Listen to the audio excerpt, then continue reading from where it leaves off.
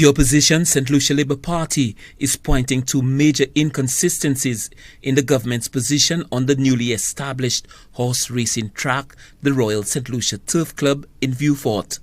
According to the SLP's first deputy leader, Dr. Ernest Hilaire, the message from the government is, at the very least, confusing. First, we had the framework agreement, which said basically how the project would be arranged. Then the Prime Minister came and said, Tiwakin is going to upfront the money, and at some point later on, he'll be reimbursed the money through the CIP.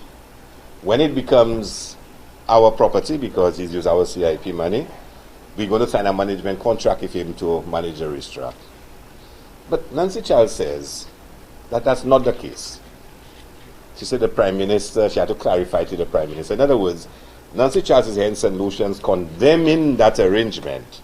So she goes to the Prime Minister to clarify it for her. And she says he misspoke. He was in the middle of negotiations with Tiwakin, and in his desire to be so upfront with St. Lucians, he came and said all those things when he had not even been agreed to as yet. Dr. Hilaire says the statements by the Director of Implementation in the Prime Minister's office, Nancy Charles, in a recent interview, raises serious questions.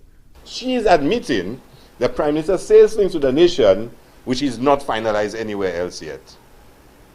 But she goes on even more bizarrely. She says, is that the case? No. Will it be the case tomorrow? Maybe. Will it be the case in the future? Maybe. But he's going ahead spending his money, but he doesn't even know if you will agree with him to give him back his money in the future. We may have to give it to him. We may not have to give it to him. Now, is that how the business of the country is run?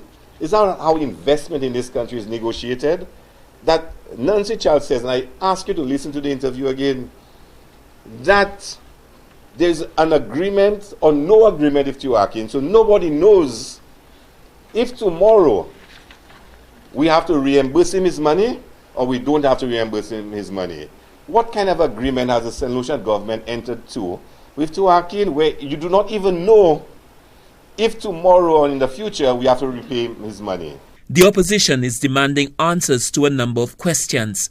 At the heart of the controversy is whether St. Lucia is expected to pay back the investor for the construction of the horse racing track. If that be the case, who then is keeping tabs on the expenditure in order to verify? Will there be interest payment on the debt, and when will the debt become payable? Stanley Lucian for the HTS News Force.